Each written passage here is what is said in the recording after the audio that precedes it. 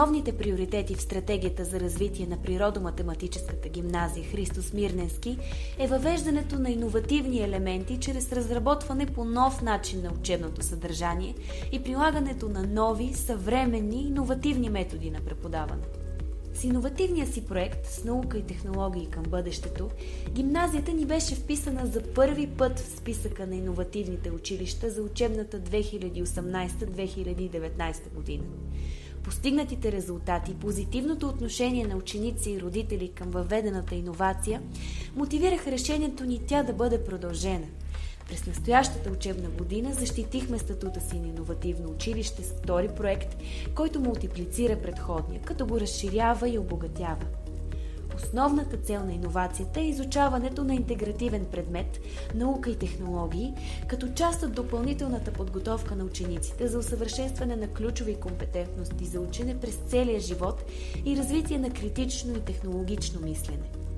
Предметът наука и технологии се изучава 36 часа годишно в паралелките с профил природни науки в първия гимназиален етап.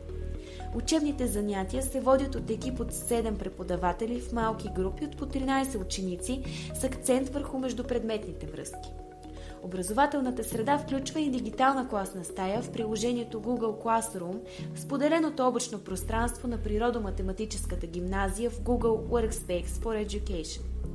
Резултатите от обучението се отразяват в електронно портфолио на всеки ученик. В основата на иновацията е разработването на нови учебни програми, които интегрират различни предметни области и включват теми по научни, здравни и екологични проблеми.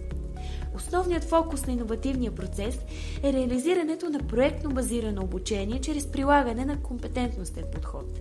Учебните дейности включват провеждане на експеримент, документиране и споделяне на наблюдения, дискусии, решаване на задачи за самостоятелно достигане до знание, създаване на графични и материални модели.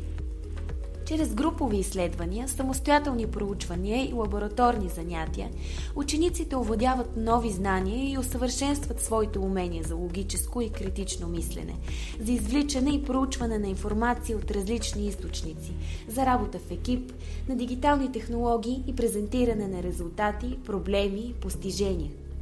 Иновативният проект с наука и технологии към бъдещето ни дава възможност за реализиране на лабораторни занятия и изследователски дейности извън рамката на утвърдените учебни програми, за постигане на междупредметен интегритет, насърчаване на глобално и критично мислене, лична позиция и придобиване на по-цялостна картина за света, за прилагане на иновативни методи, технологии и сътрудничество, които подкрепят творческата ни активност.